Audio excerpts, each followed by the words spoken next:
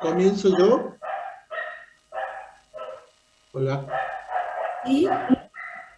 Bueno, tan justo tengo puestos los auriculares, pero ladran los perros y escucho. Bueno, mi trabajo se denomina, tiene como título Aparecidas de Marta Dillon, una hipótesis de lectura, hibridación genérica, performatividad, disidencia, restitución. Está inserto en el marco de un proyecto del Consejo de Investigación de la Universidad Nacional de Salta, que se denomina Voces Disidentes, Voces Emergentes, Sujeto, Cuerpo y Escritura en la Narrativa Urbana Hispanoamericana Contemporánea, 1990-2015. En este trabajo voy a realizar un análisis de Aparecidas de Marta Dillon a partir de algunas hipótesis de lectura. La primera hipótesis es que se trata de un texto híbrido que entreteje diferentes registros, desde lo autobiográfico, el testimonio, la crónica, la investigación periodística. La segunda hipótesis es la que va a considerar el texto como una narración performática, es decir, que utiliza la escritura para realizar la reconstrucción y transmisión de memorias traumáticas. La tercera hipótesis parte de considerarla como una narración disidente y ver cómo operan en ella la subversión de los paradigmas heteropatriarcales en cuanto a la construcción de una narrativa de héroes y villanos y una versión maniquea de la historia y de los participantes de la misma. Y por otro lado, la introducción de la militancia por las cuestiones de género, en este caso por la ley de matrimonio igualitario. Por último, otra hipótesis que va a funcionar junto con las anteriores es la idea de restitución. Me interesa poner de manifiesto que estas hipótesis de lectura no son independientes entre sí, sino que funcionan entrelazadas, construyendo una red de análisis textual tan compleja como la narración de la que intenta dar cuenta. Aparecidas de Marta Dillon es un texto de transiciones, de pasajes, de tránsitos, desde el más elemental que prefigura el título, de lo que está desaparecido a lo que aparece, a los de una idea apenas aferrada en la memoria y unos huesos a la encarnación de esos recuerdos para darle paso a la persona. De un fantasma a una persona que vivió, amó, luchó, sufrió, fue secuestrada, torturada, asesinada. No se puede enterrar un fantasma. Los fantasmas están destinados a vagar solos y sin rumbo, a no encontrar nunca el descanso. No se puede enterrar unos restos. Son nada, sin nombre, sin color, sin voz. Es necesario que ese fantasma y esos restos se recubran de carne y de sentimientos, se conviertan en persona para poder llorarlos, enterrarlos. Solo si estuvieron vivos pueden ahora estar muertos. Cito: yo me alegré de escuchar su nombre, era darle relieve a lo que solamente yo sabía y no tenía con quién compartir. Todos esos nombres y esas caras no eran una comparsa de fantasmas, sino historias y cuerpos animados, capaces de sufrir, de resistir y de morir, no solo de desaparecer. Fin de la cita. De Mónica Bernabé voy a tomar la idea de restitución asociada al trabajo realizado por el Cuerpo Argentino de Antropología Forense, que trabaja en la exhumación e identificación de las víctimas de la dictadura para posibilitar a los familiares realizar los ritos funerarios y despedir a sus muertos. Aparecidas comienza cuando Marta Dillon, de viaje con su hijo y su esposa por España, recibe una llamada del Cuerpo de Antropología Forense para avisarle que han podido identificar los restos de su madre. Comienza en ese momento la narración del proceso seguido por la protagonista para lograr la otra restitución, la que excede lo legal, la que comprende el proceso de darle carne y sentimiento a esos huesos. La autobiografía, la crónica, el diario íntimo, el periodismo, la memoria y el testimonio son solo algunos de los ingredientes que se instrumentalizan para construir la narración.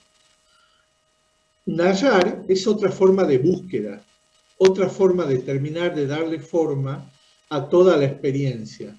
Narrar es una sutura, un intento, otro más, de materializar, de hacer aparecer lo desaparecido. Narrar es otro rito, otra forma de repetición, otra forma de crear, recrear, construir, transmitir la memoria, otra performance. ¿Qué sucede con la palabra cuando se acerca a la violencia extrema? ¿Cómo narrar la violencia? ¿Cómo es posible la literatura después del exterminio? Con estas preguntas comienza Nófal su lectura del corpus de la narrativa latinoamericana actual. La clave de esta lectura es la tensión entre escritura y violencia. Cito, los autores del continente han intentado inscribir en la memoria letrada los traumas y los olvidos de una historia quebrada por la violencia inicial de la conquista. La desposesión, la incertidumbre, el desamparo y la muerte han cuestionado los modos de la representación, desde la literalidad del relato testimonial hasta las formas más complejas de la metáfora. Fin de cita. En este sentido, es posible organizar este corpus en dos manifestaciones.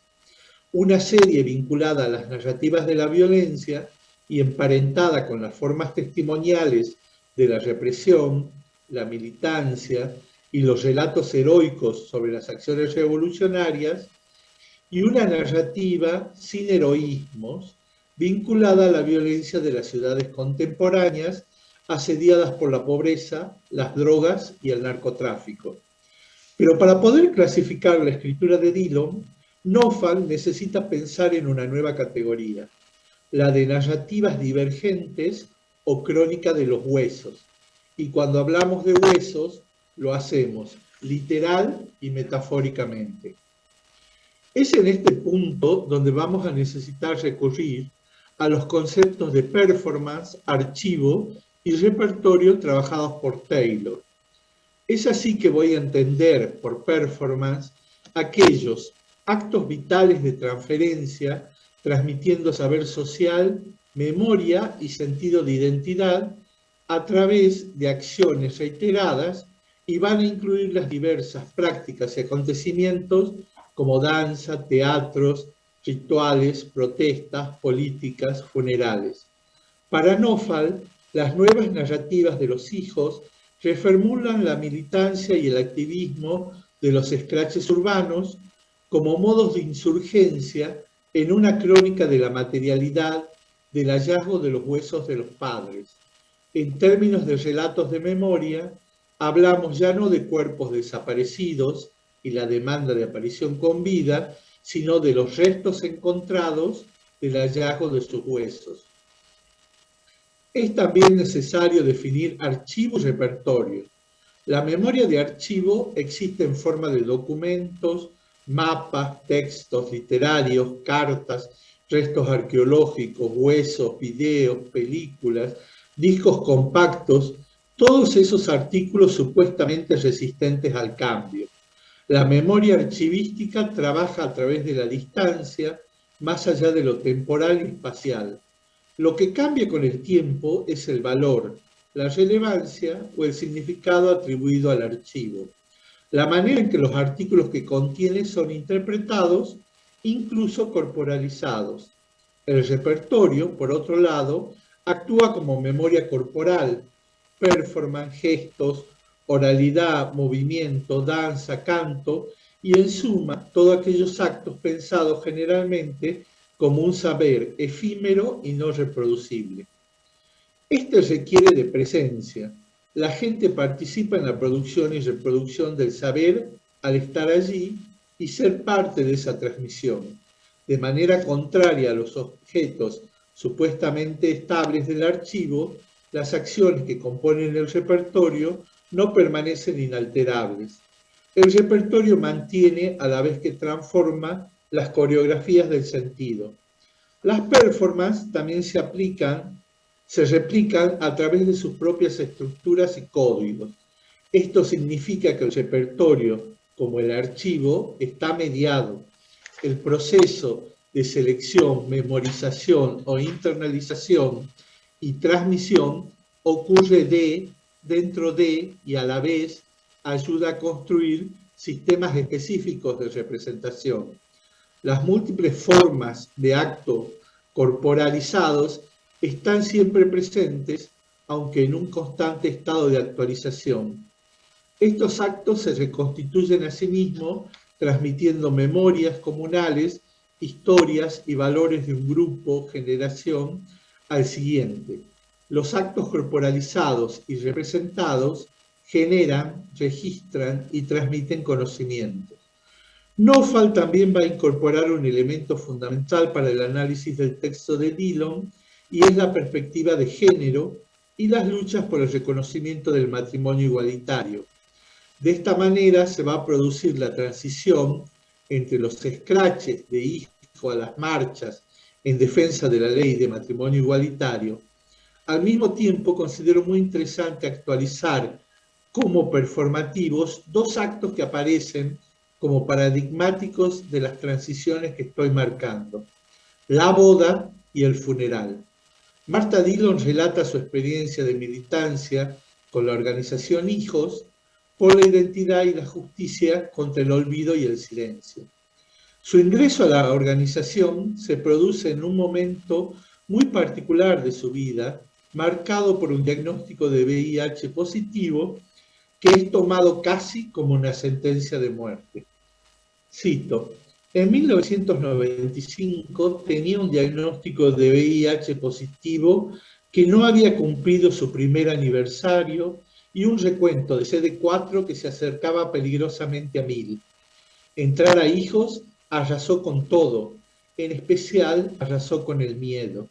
Antes de que pudiera pensarlo, estaba emborrachándome, cogiendo y cantando consignas, canciones, los pies bien enchastrados en el barro de la vida. Como ya adelanté, considero de indispensable para establecer la hipótesis de la narración como performática y divergente al mismo tiempo el análisis de dos manifestaciones que tomaremos como performance en el sentido que lo trabaja Taylor y que al ser escritas, narradas, transforman la escritura en cuerpo, las letras sobre el papel en cuerpo inscrito en la memoria, es decir, en una performance. Estas manifestaciones son los funerales y la boda de la protagonista con su pareja. Ambos son hechos íntimos y manifestaciones políticas al mismo tiempo. En el funeral se produce una catarsis colectiva, un cierre, por lo menos de una etapa, y un intento de sutura. Este acto es una puesta en escena de un repertorio compuesto por el cortejo fúnebre, las banderas, los gritos de presente. La boda también es un acto íntimo y un hecho político. En esta ocasión, el acto político tiene que ver con la militancia por la aprobación de la ley de matrimonio igualitario. En este momento la narrativa se vuelve divergente, abandona los dictados heteropatriarcales, se separa de la militancia histórica de los padres y madres para poner su foco en la reivindicación de los derechos de la comunidad LGTBI. En conclusión, he realizado un análisis de Aparecida de Martha Dillon a partir de una serie de hipótesis de lectura para ponerle en manifiesto algunas de las características de esta narración compleja. A partir de estas hipótesis de lectura, la considero como una narrativa híbrida y performática. Híbrida porque entreteje diferentes registros, desde lo autobiográfico, el testimonio, la crónica, la investigación periodística. Híbrida porque transforma la letra en cuerpo, en repertorio, en militancia, que busca transmitir la memoria traumática de una comunidad, tanto a nivel individual como colectivo. La considero como una narrativa que busca realizar una restitución, restituir, identificar historias, recuerdos, sentimientos, carne a los huesos, a los restos de un desaparecido. Transformar ese fantasma en una persona que vivió, sufrió, amó, militó, fue secuestrada, asesinada, desaparecida. Y por último, dentro del panorama de la narrativa sobre la violencia en el corpus de la literatura latinoamericana actual, como una narrativa divergente. Una narrativa que rompe los moldes heteropatriarcales heredados a partir de dejar de lado una lectura monológica de la historia y de la introducción de la militancia por cuestiones de género, como la ley de matrimonio igualitario. Eso es todo.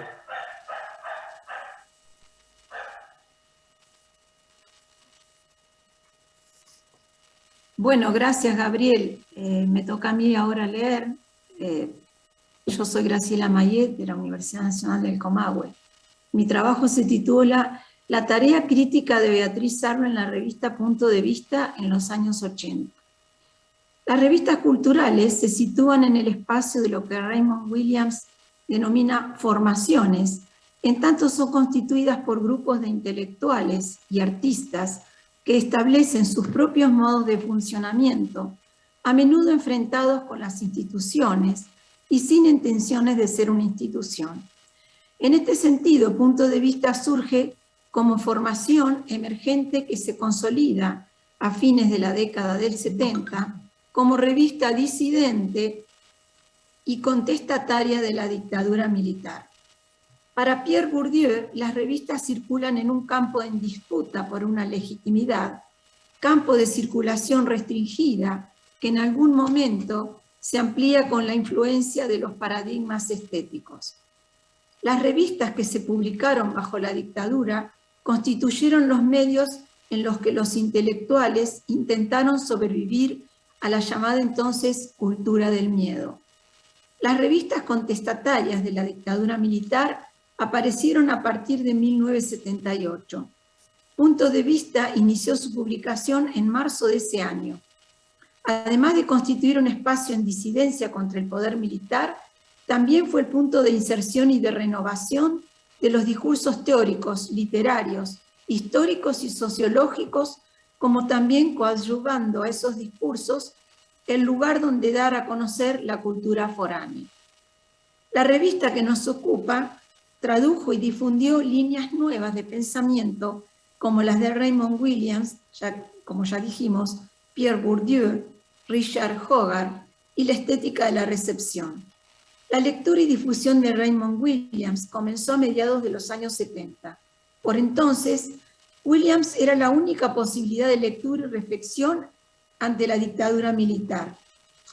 En la relación íntima entre cultura y política, como la propone el intelectual galés, se posibilitaba una acción de pensamiento que adquirió significación pública. Esta vía de intervención político-cultural abierta por el culturalismo de Williams hacía crecer el optimismo en el cual la emergencia de lo nuevo tenía un lugar de importancia para modificar lo tradicional. Durante los años 80, Punto de Vista se valió de los trabajos de Williams y también de Bourdieu como herramientas de análisis y fundamento programático de una concepción de cultura que consideraba inseparables de las estructuras política, estética, económica e institucional. En tiempos de la dictadura, esta idea de cultura permitía ingresar nuevos discursos teórico-literarios, históricos-sociales, constituyendo en sí una intervención político-ideológica. Existía la convicción de que la reconstrucción política debía acompañar a un cambio en lo cultural. La cultura debía tener el rasgo de la política y el de un amplio espacio donde la sociedad reafirmara su identidad con la recuperación de las utopías. El gran aporte de Raymond Williams a los estudios de la comunicación y la cultura es la propuesta de construir una perspectiva materialista cultural, una perspectiva que permitiera poner en correspondencia de las condiciones materiales de existencia las manifestaciones más variadas del universo cultural. Raymond Williams fue uno de los autores más frecuentados en la revista Punto de Vista, la cual, a través de algunos de sus colaboradores, lo tradujo y lo elaboró en diversos trabajos. El intelectual galés incidió en la relación entre cultura y política, renovando un modo de reflexionar respecto de lo político. Analía Gerbaudo se detiene en la función modeladora de lectores que Beatriz Sarlo propone y señala que ese objetivo se advierte en la construcción de un selecto canon, elaborado casi en su totalidad con la actividad de importadora de teorías estratégicas que ella realiza para discutir acerca de cómo leer la literatura argentina. Respecto de sus lectores, Gerbaudo dice, respecto de los lectores de Punto de Vista, ¿no? Se descubre en su canon que sin dejar de insistir sobre lo que valora, muestra también lo que soslaya, y en ese movimiento exhibe una enciclopedia imposible, en referencia a la apertura a lo porvenir, según expresión de Derrida. Compara la situación de Sarlo a la de Borges cuando el escritor se preguntaba cómo escribir en la Argentina. En un caso, cito, se trata de literatura, en el otro de crítica y teoría literaria. En ambos la misma inseguridad, el mismo titubeo y a la vez la misma certeza respecto del lugar marginal de enunciación, con todo lo que impide, pero también con todo lo que propicia. Fin de cita. Gerbaudo enfatiza la preocupación de Sarlo acerca de la necesidad de saber para poder elegir las lecturas y también poder leer en forma autónoma, idea que recorre sus trabajos en la revista que dirige y también en los ensayos. Dentro del largo periodo en que Beatriz Sarlo escribió y dirigió la revista, nos ocuparemos preferentemente de la década del 80 respecto de algunos trabajos relativos a la crítica y a la teoría literaria. En el número 6 de la revista, Beatriz Sarlo escribe cómo los estudios teóricos literarios, principalmente franceses de las décadas del 60 y 70, fueron llegando a la Argentina y a Latinoamérica, cómo influyeron y qué lecturas suscitaron. Sarlo se detiene en Williams y Hogarth y la pregunta que se hace ante la realidad de que aquí no eran tan conocidos es cómo leerlos habida cuenta de que ambos rozan diversos campos disciplinares relacionados entre sí, que entonces, como hoy, obligan a establecer nexos de reflexión. El trabajo del número 6 es una entrevista a esos dos grandes intelectuales ingleses en torno a los debates sobre literatura y sociedad. Sarlo pregunta acerca de las palabras clave definidas por Williams en dos de sus libros, Culture and Society, de 1958, y Marxism and Literature, de 1977, pues las observa como delineadas desde un punto de vista histórico. Williams considera que la historia está estrechamente vinculada con la cultura y la literatura, conceptos que deben ser pensados desde el punto de vista de cada época y no como universales. Señala, cito, aunque la literatura parece ser una actividad humana permanente a través de los siglos, se detiene en su historia y en este sentido quien la estudie deberá ser un historicista. Fin de cita. En este contexto, la literatura resulta ser una actividad formativa de la sociedad que consiste en ofrecer diferentes perspectivas y percepciones sobre los acontecimientos. Asimismo, la tradición entendida como una selección del pasado implica una conexión parcial con el pasado, con lo que él tiene de valioso para el presente, en particular aquello que ha sido excluido y que por lo tanto significaba una reelección de lo que había sido dejado de lado por una elección hegemónica, lo emergente. En su análisis de literatura argentina y realidad política, David Viñas, Beatriz Sarlo se sitúa en un trabajo crítico que expresamente ella señala como superador del formalismo, cuando dice que existen ciertas certezas en el ensayo, tales como que en la trama social, cito, se cruzan los discursos literarios con los de la ideología y eventualmente con las formas más explícitas de lo político. Fin de cita. Esto último es destacable en tanto señala el carácter y función del texto, como también de sus posibilidades, y nos remite al pensamiento de Bakhtin cuando se refiere al lenguaje atravesado por la ideología, y también estamos ante la presencia del discurso de Bourdieu al decir Sarlo que, cito, las estrategias propiamente literarias, elecciones dentro del sistema de la literatura, tienen una verdad social. Fin de cita. Barthes aparece expresamente nombrado respecto del carácter ético de la escritura y la teoría de la recepción, al indicar las elipsis y silencios textuales como plausibles de significación. Esto último constituye la clave desde donde leer el trabajo de Viñas, dejando de lado el pensamiento del cuestionamiento del sujeto y la muerte del autor, como también de las ideologías, para enfatizar la presencia de Lucien Goldman en la armonía de las estructuras significativas que visibilizan lo social. Asimismo menciona Sarlo expresamente a Poulet y Richard, en tanto considera que el ensayo de Viñas cruza la estilística con el psicoanálisis en el análisis de Mansilla y por la transformación de la red social investida de lo simbólico con la sustitución de figuras como la del niño criado y la del gaucho por la del inmigrante. También Sartre interviene al encontrarse historia y biografía. Esto último anticipo desde dónde leer la crítica a partir de este libro, algo que Sarlo señala hacen por entonces Chitric y Prieto. El pasaje del tópico del viajero y del espacio europeo a otra inclusión ideológica implica cómo el significado se define por la función. Para Sarlo, la lectura de los textos literarios que hace Viñas se perfila dentro del texto social cuando señala la significación sociológica de prácticas cotidianas, lo cual muestra una identificación con ideas de Yuri Lotman antes de que éste fuera conocido en Occidente. En la función de la crítica que opera en Viñas, al incorporar procesos de construcción de lo simbólico, Sarlo ve la idea barthiana del ataque al mito, a la deshistorización, a la naturalización. La lectura que Sarlo hace de la revista Sur en el dossier correspondiente, abril-junio de 1983, comienza con una pregunta que desarrolla luego: ¿cómo separar a Victoria Ocampo de la oligarquía argentina?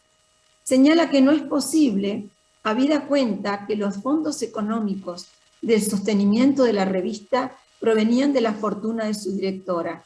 No obstante, no es esto lo más importante. Como señala Sarlo, se distingue en la revista una marca elitista y el cruce de diversos discursos ideológicos, como el de la cuestión americana. Asimismo, un rasgo heterogéneo por su tarea de realizar una cultura nueva y argentina, pero sin dejar de lado el cosmopolitismo, que daba un lugar especial al traductor y al introductor de novedades foráneas. Además, la doble y contradictoria ideología cultural nacional por su idiosincrasia fragmentaria necesitaba cubrir los huecos con la cultura extranjera, principalmente europea y norteamericana. Recording stopped. Esto constituye una certeza para la ideología de Sur. En este sentido, Beatriz Sarlo habla del malentendido por el cual la importación de la cultura es un proceso calmo en que las novedades son acogidas con gran aceptación, cuando en realidad generan tensiones debido a la asimetría instalada en la relación Europa-América que Sur y su directora parecen cubrir con la traducción de textos y una mirada puesta en el futuro en que el dilema americano se resolvería. La teoría literaria no es ajena a la política y por lo tanto la crítica, al igual que aquella, es una perspectiva de la ciencia literaria, dependiente del enfoque político con el que esta práctica se realice. Los cambios en la crítica de la lectura van al compás de los cambios en la teoría. Sarlo aborda estos temas a partir del artículo de Terry Eagleton, La rebelión del lector, de 1982, traducido por ella misma.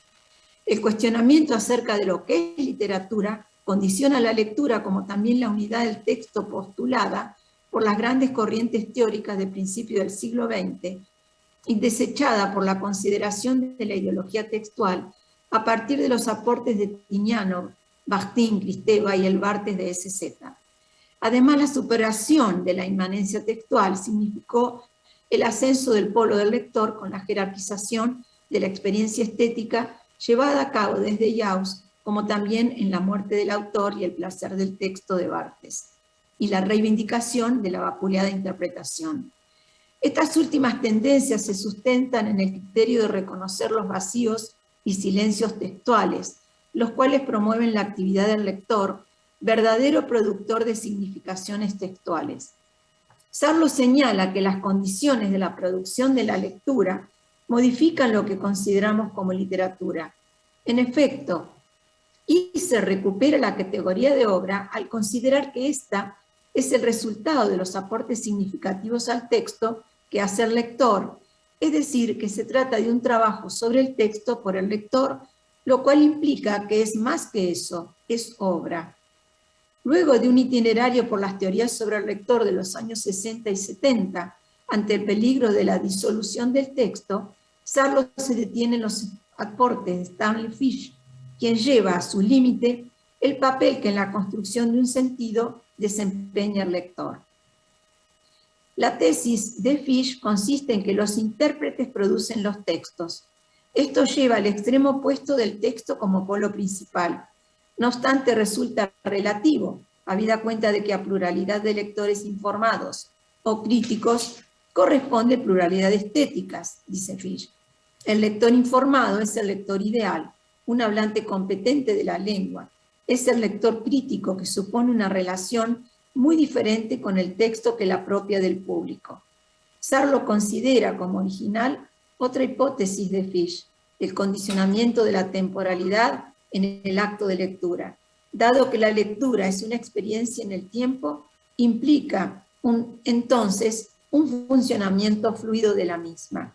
En este sentido aclara Sarlo, cito, al afirmar que el significado está performativamente inscripto en lo que el texto hace con el lector y lo que el lector hace con el texto, la teoría se propone también como una teoría de lo que la literatura es, no solo una lógica de la lectura, sino una lógica de la literatura.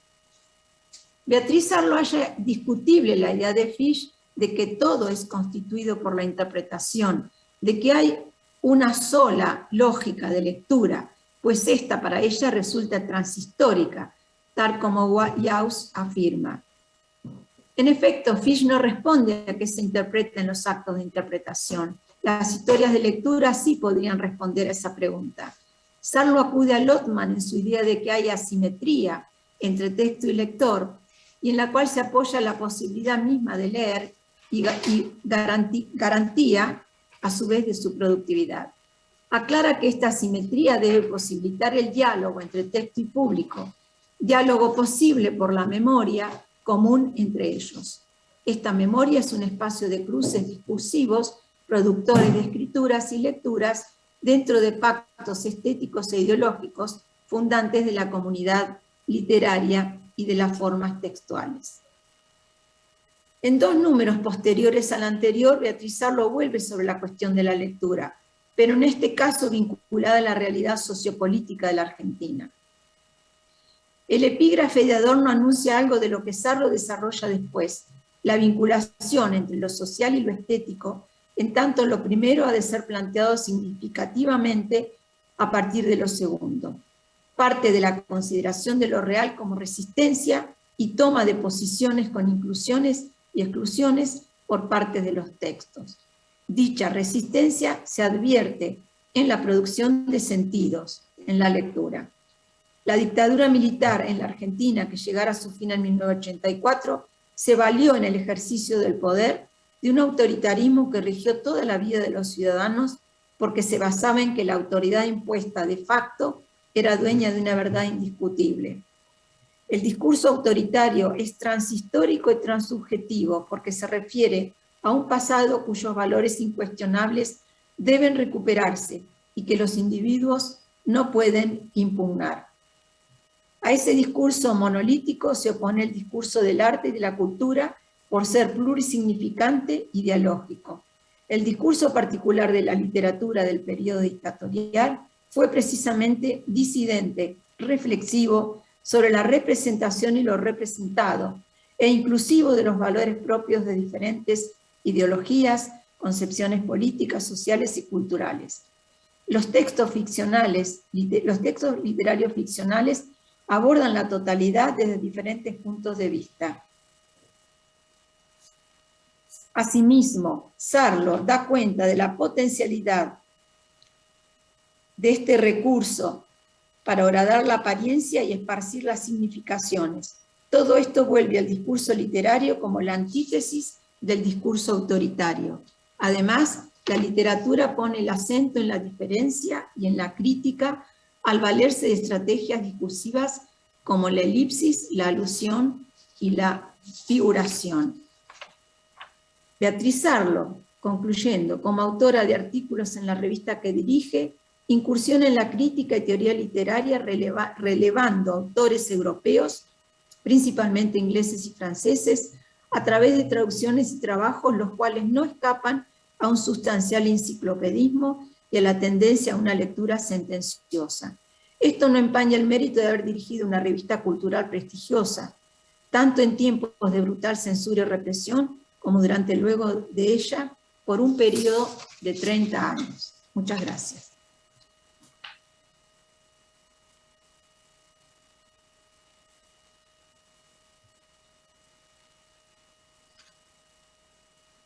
Gabriel, me gustaría que nos hicieras un comentario sobre tu trabajo.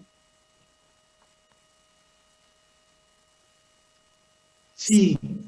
Me gustaría que pudiéramos hablar sobre cómo escribir, como dice Agamben, ¿no? Cómo escribir después de Auschwitz, cómo escribir después de los años de terror, ¿no? Sí, bueno, tu trabajo. Las preguntas, sí, esas preguntas, ¿no? que abren uno de los subtítulos que yo se las tomo a Nofal, ¿no? Y dice, ¿cómo es posible la literatura después del exterminio? Claro. ¿No? Y a mí me parece que es todo un tema, pero yo creo que no solamente es posible, sino que es imprescindible. Es una cuestión de sobrevivencia, por muchas razones, ¿no? Más allá de todas las consideraciones que podamos hacer teóricas, yo creo que en este sentido la literatura cumple ahí, en el primer momento, en lo inmediato, una función catárquica, ¿sí? Es como una liberación. Por fin podemos, después de Auschwitz, después de los campos de concentración, después de las salas de tortura, por fin podemos hablar y podemos escribir, ¿no? Y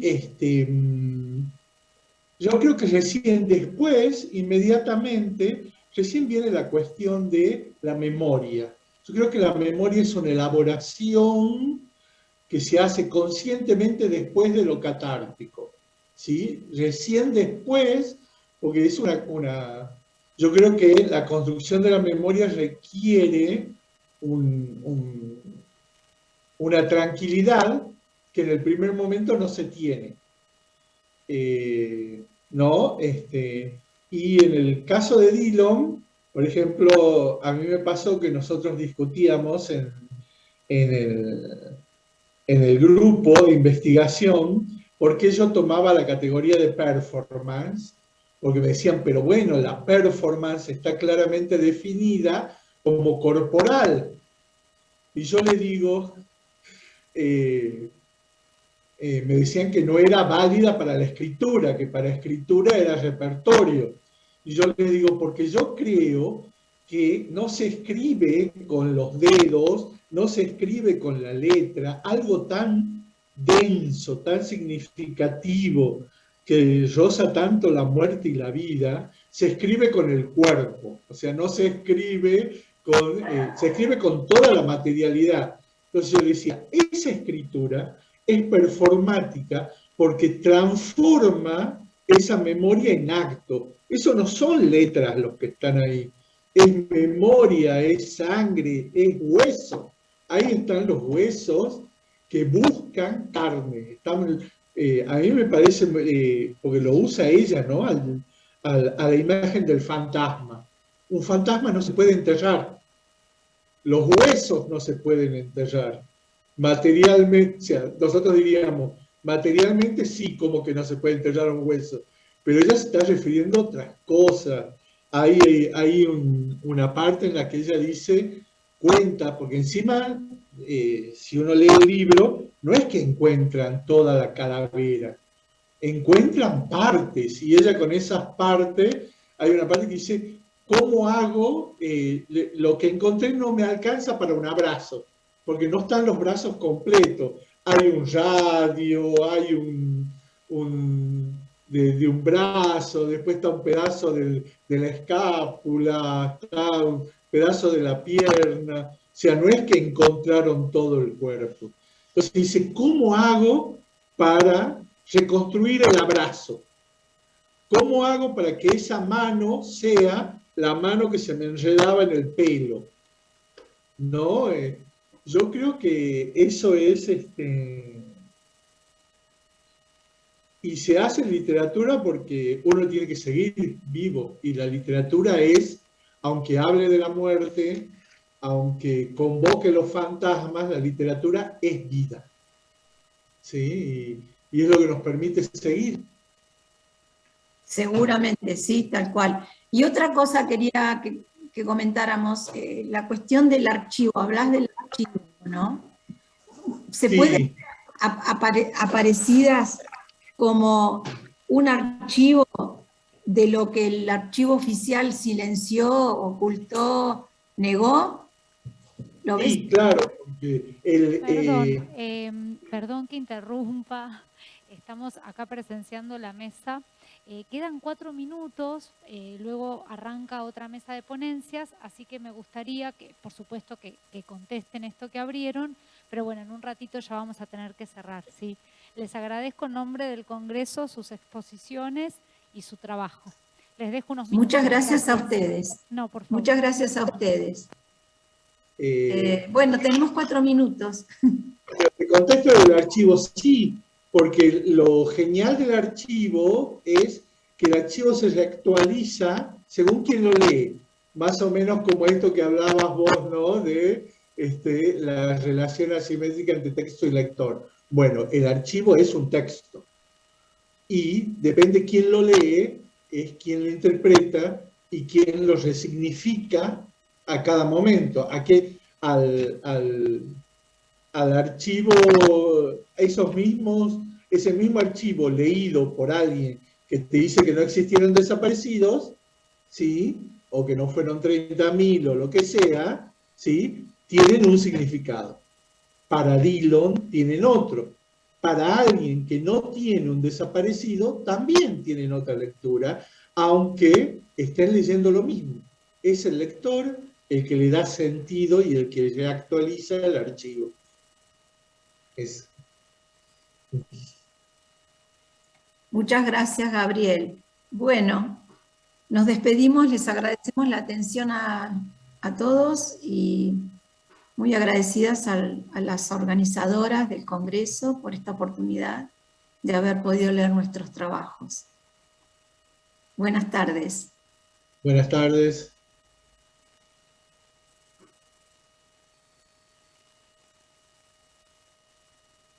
Bueno.